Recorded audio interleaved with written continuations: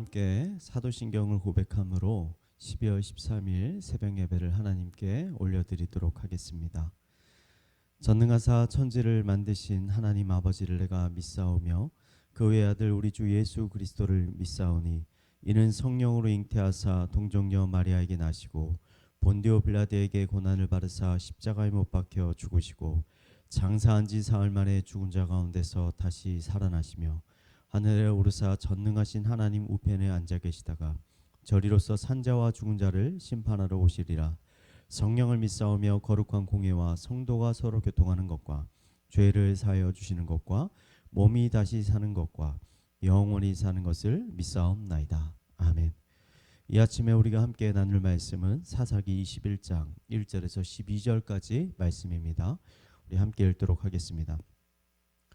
이스라엘 사람들이 미스바에서 맹세하여 이르기를 우리 중에 누구든지 딸을 베냐민 사람에게 아내로 주지 아니하리라 하였더라. 백성이 베델에 이르러 거기서 저녁까지 하나님 앞에서 앉아 큰 소리로 울며 이르되 이스라엘의 하나님 여호와여 어찌하여 이스라엘에 이런 일이 생겨서 오늘 이스라엘 중에 한 지파가 없어지게 하시나이까 하더니 이튿날에 백성이 일찍 일어나 거기서 한 제단을 쌓고 번제와 화목제를 드렸더라. 이스라엘 자손이 이르되 이스라엘 온 지파 중에 총회와 함께하여 여호와 앞에 올라오지 아니한 자가 누구냐 하니 이는 그들이 크게 맹세하기를 미스바에 와서 여호와 앞에 이르지 아니하는 자는 반드시 죽일 것이라 하였음이라. 이스라엘 자손이 그들의 형제 베냐민을 위하여 뉘우쳐 이르되 오늘 이스라엘 중에 한 지파가 끊어졌도다. 그 남은 자들에게 우리가 어떻게 하면 아내를 얻게 하리오. 우리가 전에 여호와로 맹세하여 우리의 딸을 그들에게 아내로 주지 아니하리라 하였도다. 또 이르되 이스라엘 지파 중 미스바에 올라와서 여호와께 이르지 아니한 자가 누구냐 하고 본즉 야베스 길르앗에는 한 사람도 진영에 이르러 총회에 참여하지 아니하였느니라. 백성을 계수할 때 야베스 길르앗 주민이 하나도 거기에 없음을 보았음이라. 회중이 큰 용사 12,000명을 그리로 보내며 그들에게 명령하여 이르되 가서 야베스 길르앗 주민과 부녀와 어린아이를 칼날로 치라. 너희가 행할 일은 모든 남자 및 남자와 잔 여자를 진멸하여 바칠 것이니라 하였더라. 그들이 야베스 길르앗 주민 중에서 젊은 처녀 400을 얻었으니 이는 아직 남자와 동침한 일이 없어 남자를 알지 못하는 자라. 그들을 실로 진영으로 데려오니 이곳은 가나안 땅이더라. 아멘. 레위기 19장에서 21장은 한 레위인 가정에서 발생한 끔찍한 살인 사건이 어떻게 이스라엘 전체 지파 간의 전쟁으로 확대되게 되었는지를 기록하고 있습니다. 베냐민 지파에 속한 기브아 주민들의 악행으로 인해서 자신의 첩을 잃은 레위인은 죽은 첩의 시신을 조각내서 이스라엘 각 지파들에게 보냈고 시신을 받은 이스라엘 지파들은 함께 모여 이런 큰 악행을 저지른 기브아 사람들을 벌하기로 결의하였습니다. 하지만 오히려 베냐민 지파는 기브아 사람들을 두둔하였고 이 일로 인해서 이스라엘의 연합군과 베냐민 지파 사이에 치열한 전쟁이 벌어지게 되었습니다. 초반에는 베냐민 지파가 승기를 잡았지만 결국에는 연합군이 전쟁에서 승리하게 됐습니다. 앞선 몇 번의 패배에서 큰 분노를 느낀 연합군은 무자비하게 베냐민 지파를 공격하였고 군인들 위에 베냐민 지파에 속한 모든 마을을 공격해서 남녀노소를 가리지 않고 모든 주민들을 학살하였습니다. 결국 이 끔찍한 학살에서 600명의 군인들만 겨우 살아남아서 광야에 들어가 몰래 숨어 살게 되었습니다. 잔인한 학살이 끝나자 연합군은 자신들의 행위가 너무 과했음을 깨닫게 되었습니다. 이스라엘은 건국 초기부터 12지파로 구성되어 있었는데 베냐민 지파에 속한 모든 사람들이 다 학살을 당해서 더 이상 베냐민 지파의 뒤를 이을 자손들을 없게 되었음을 깨닫게 되었기 때문입니다. 이스라엘 백성들은 하나님 앞에 화목 제사를 드리면서 이 사실을 슬퍼하고 애통해하기 시작했습니다.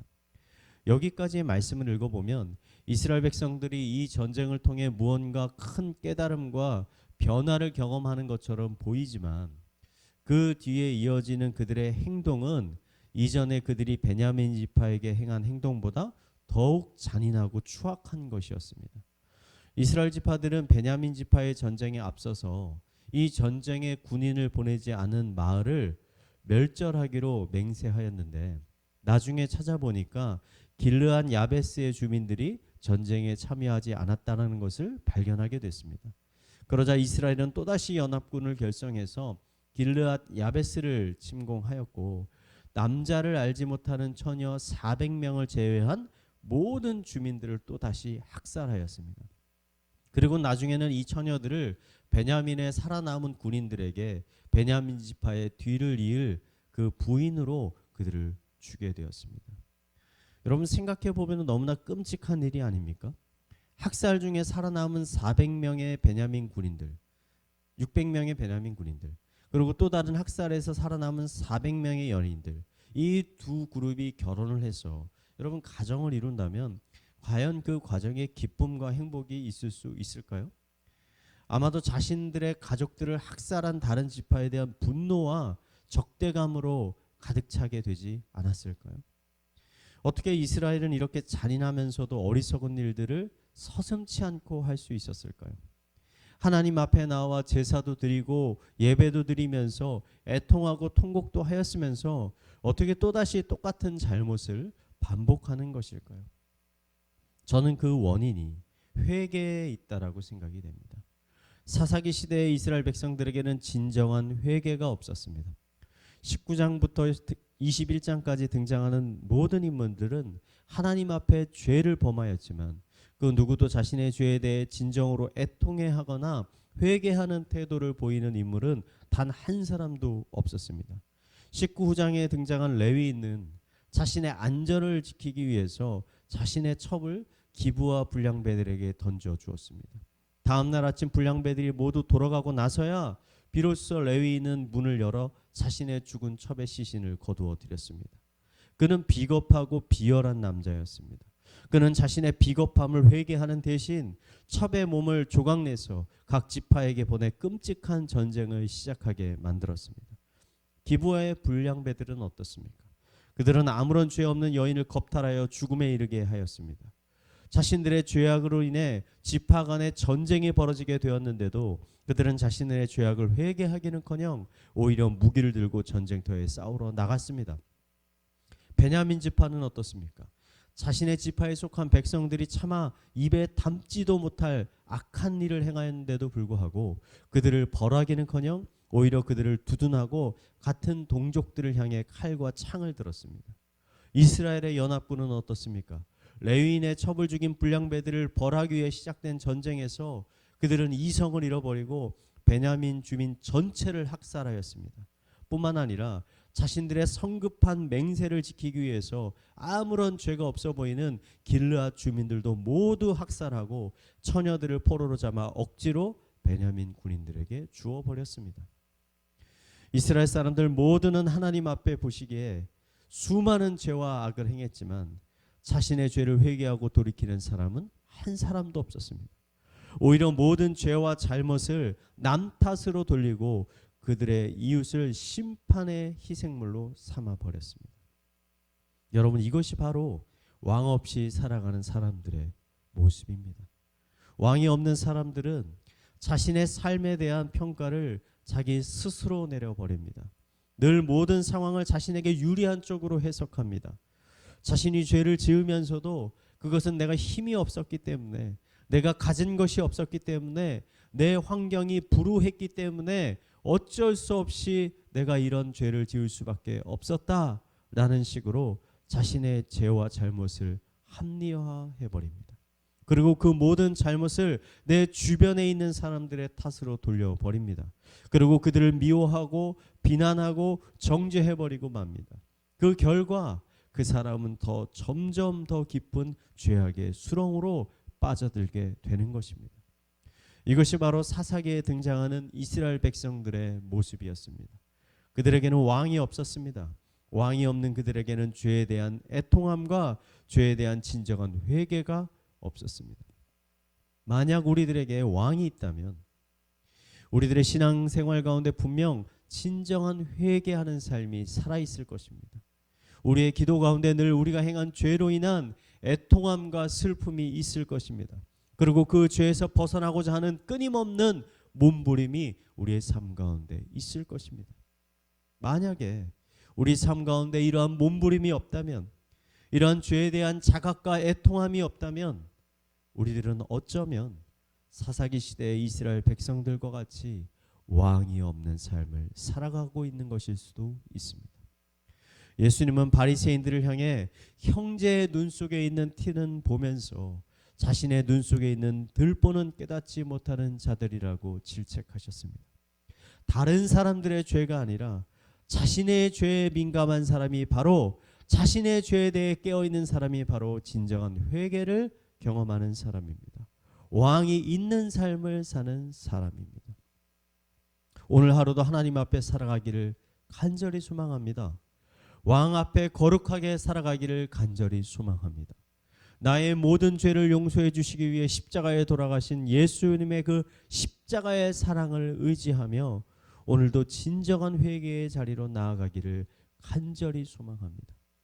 진홍과 같이 붉은 우리들의 죄악을 양털과 같이 희게 하여 주시는 하나님의 회복의 은혜가 이 시간 함께 예배하고 있는 모든 성도님들의 삶 가운데 풍성하게 부어지게 되기를 이 시간 마지막으로 축원을 드리겠습니다. 우리 함께 말씀을 묵상하며 기도하도록 하겠습니다. 하나님, 늘 우리 삶의 왕 되신 하나님을 인식하며 살아가게 하여 주시옵소서. 내가 나의 삶의 주인이 아니라 하나님께서 나의 삶의 진정한 주인이 되신다는 사실을 잊지 않고 하루하루 그 왕 앞에 거룩한 삶을 살아갈 수 있게 하여 주시옵소서. 하나님은 사랑과 자비의 하나님이십니다. 죄를 숨기지 않게 하여 주시고 자비하신 하나님 앞에 우리의 모든 죄악을 자백하게 하여 주시고 또 회개케 하여 주시옵소서. 그 가운데 하나님 주시는 진정한 회복과 평안을 누리게 하여 주시옵소서. 이 시간 이 말씀을 가지고 우리 함께 기도하도록 하겠습니다. 기도하시겠습니다. 하나님 아버지, 하나님은 우리와 늘 멀리 계시는 하나님이 아니라 우리와 가까이 하고 계시는 하나님이심을 이 시간 고백합니다. 하나님은 이 시간도 이 세상 모든 만물들을 감찰하시며 우리의 마음과 우리의 심장과 우리의 폐부를 감찰하시는 하나님이심을 고백하며 나아갑니다. 거룩하신 하나님 앞에 아버지, 우리가 한치의 부끄러움 없이 살아가기를 간절히 소망하며 나아갑니다. 우리가 하루하루 지은 죄들에 대해 아버지, 우리가 깨달을 수 있도록 하여 주시고 그 죄들을 애통해 할 수 있도록 하여 주시고 슬퍼할 수 있게 하여 주시고 회개케 하여 주시고 우리가 돌이킬 수 있는 마음을 우리 심령 가운데 허락하여 주시옵소서. 오직 예수 그리스도의 그 보혈의 피, 용서의 피, 회복의 피를 의지하며 하나님 앞에 은혜의 보좌 앞에 나아가 하나님 앞에 우리의 모든 죄들을 자백하며 나아갈 수 있게 하여 주시고 우리가 우리의 모든 죄들을 자백하며 나아갈 때 주는 미쁘시사 아버지, 우리의 연약함을 아버지 주님께서 보듬어 주시고 우리의 진홍과 같은 붉은 죄들을 아버지 양털과 같이 깨끗게 하시는 하나님의 회복의 역사가, 하나님의 회복의 은혜를 우리의 심령 가운데 충만케 하여 주시옵소서. 우리 이어서 교회를 위해서 기도하겠습니다. 22년 교회를 섬겨주실 각 부서의 부서장님과 또 부장님들을 위해서 기도하겠습니다. 코로나의 어려운 가운데서도 하나님과 교회를 사랑하는 마음을 품게 하여 주시고 하나님이 주시는 기쁨과 능력으로 하나님의 거룩한 교회를 잘 섬길 수 있게 하여 주시옵소서. 각 부서에 필요한 부원들이 잘 모집될 수 있게 하여 주셔서 예배와 다른 성도들을 섬기는 데 있어 부족함이 없게 하여 주시옵소서. 우리 부서장님과 부장님들을 위해서 함께 기도하도록 하겠습니다. 기도하시겠습니다.